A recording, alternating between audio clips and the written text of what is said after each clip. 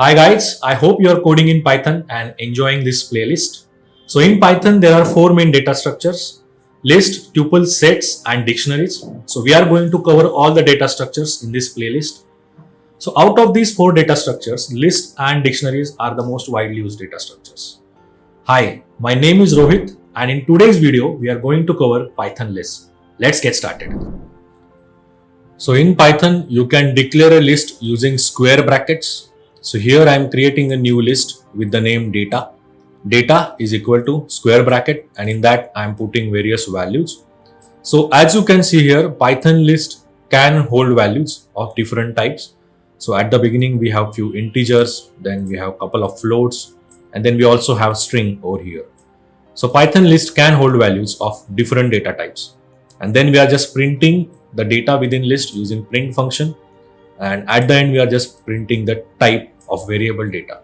So here we can see that the variable type is list. So this is how you can create list in Python. Then the items within list are ordered. So what that means? It means that you can access those items using the index. So here if you do data and the value at index 0, it could print 1. Again, remember the indexing in list starts with 0. Not with 1. So it is always 0, 1, 2, 3. So this is how the indexing works. Then let's print the value at index 5. So here what we are doing, we are giving the name of list and in square bracket, the index for which we want to do the print operation. So here the index is 5. So let's check which value is present at index 5. 0, 1, 2, 3, 4 and 5. 2.8. So that's why we are getting the 2.8 value printed over here. Then we can also change the items within list. So the change operation is permitted, overwrite operation is permitted in list. So if you want to now replace the value at index 5 by some other value, say by 100, you can simply do data, then in bracket the index 5 is equal to 100. So this would replace the value at index 5 by 100. So if we print the list, we can see here the replace operation is successful. Then lists can also hold duplicate values because there are some data structures in Python which do not hold duplicate values, but in list there is no such limitation. So if you can see here, we have multiple 4s in the same list. So list can hold duplicate values as well. So if you print this list, this is what we would get. Then we can also check the length of a string using len function.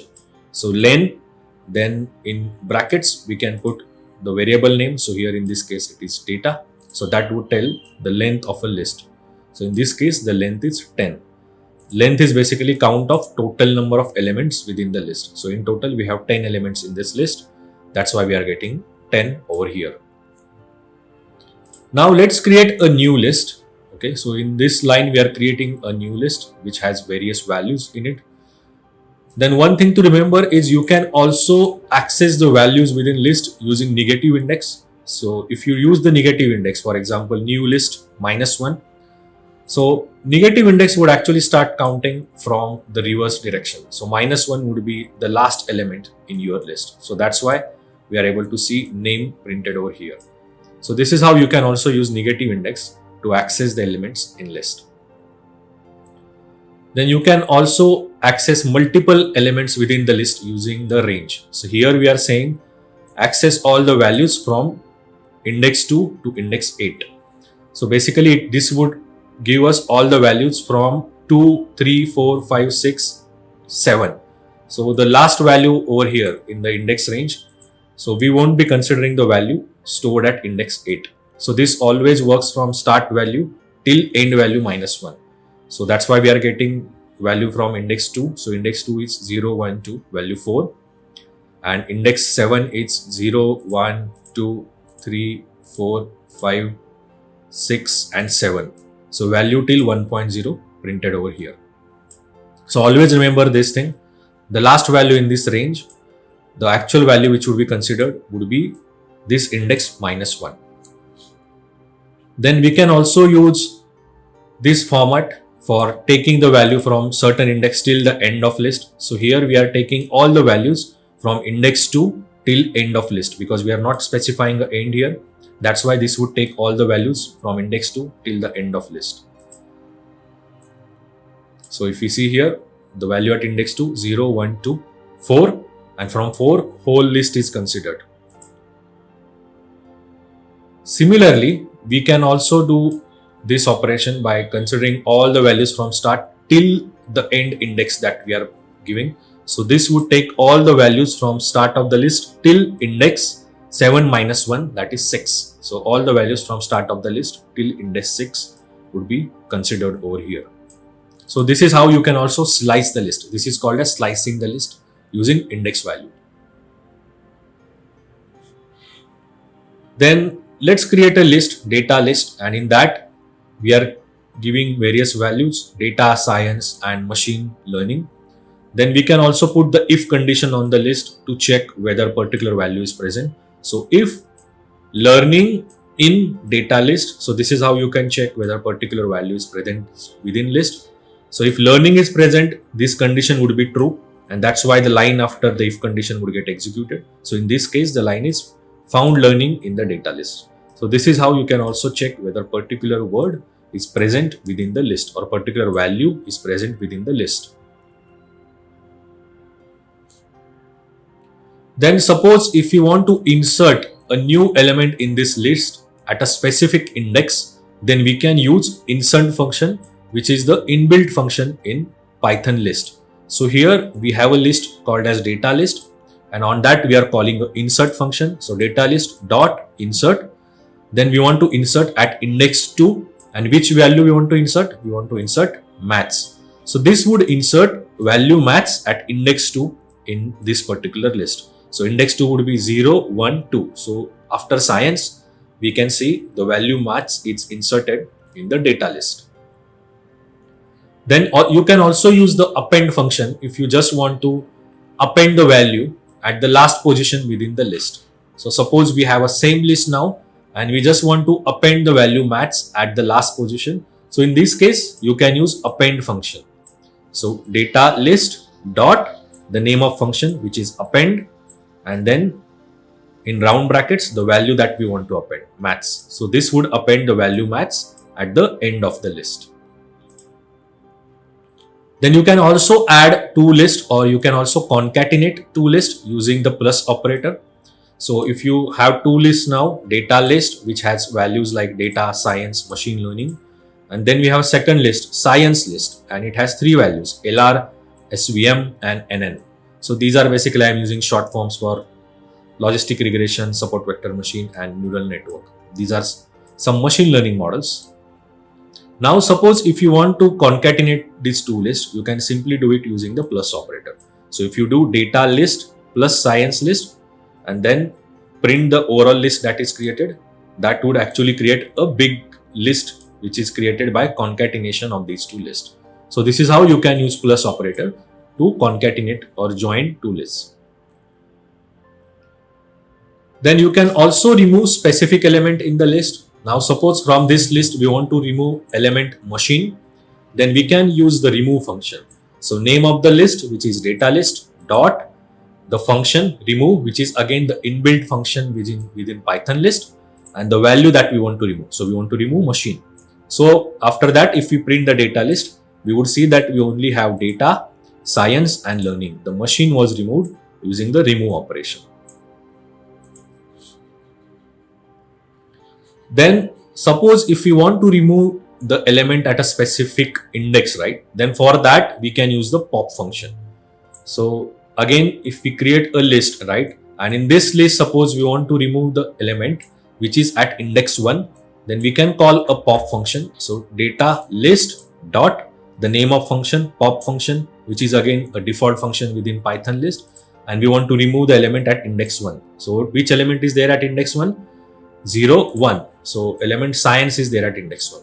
So after pop operation, if we print the list, we can see here the science element is removed now from this list. If you don't specify the index to the function, to the pop function, by default it would remove the last element within the list. So if we just call pop function without like giving the index number over here, it would remove the last element in the list. So now this is our new list, And on this, if we call the pop function, the last element, that is learning, would get removed and would be left with only data and machine. So this is how you can also use pop function. Then suppose if you want to clear or delete all elements within the list, then you can use a clear function. So this is our list, and on that, if you call a clear function, data list dot and then clear. So this would remove all the elements within this list and we would be left with an empty list. So if you have a requirement where you want to delete all the elements and you just want to create empty list out of it, you can use a clear function. Then good thing about Python list is it is also having inbuilt operation of sorting as well. So sometimes you might want to sort your list, right? So suppose we have created a new list, data is equal to, and we have various numbers in this list. And suppose if you want to sort this list, then you can simply do it using the sort function within Python list. So data dot, then sort and a function call. And then if we print this list, you can see that the list is now sorted. So by default, the sorting function within Python list would do the sorting in ascending order. So you can see the small numbers towards left and the large numbers towards the right. But if you want to do the sorting in descending order, that is from high to low, then you have to pass the parameter which is reverse is equal to true. So if you pass this parameter, then it would sort the list in descending order. So that would be from high number to the low number. So this is how you can do sorting operation on Python list.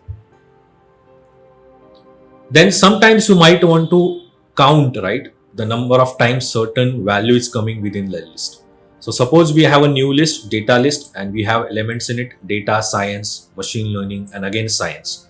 And suppose if you want to count the number of times the word science is present in this particular list, then we can simply use the count function within the Python list. So it counts the number of occurrences of the element or the item value which you are passing. So in this case, we have a list, data list dot count function, and we want to know the number of occurrences of word science. So that would give us value as a 2 because science is coming in this list 2 times. So the count of word is 2. And if you want to get the index of particular word, then suppose if you want to know what's the index of word science in this list, then we can use the index function on the list. So data list dot index, and we want to know the index of word science. So the value that we would get would be 1. So here you might be confused. Science is present at another index as well. But here by default, Python would return the first occurrence of that particular element within the list. So science, the first occurrence is over here. That's why we are getting the value is found at index 1. So this is how you can also get the value. You can also get the index for a particular value that you are passing to the index function. That's it for today. In the next video, we would cover some programming questions related to the Python list. So in data science interviews, many times you would get questions related to the Python lists. So it's very important that you have practiced those. So see you in the next video and keep writing Python code. Bye bye.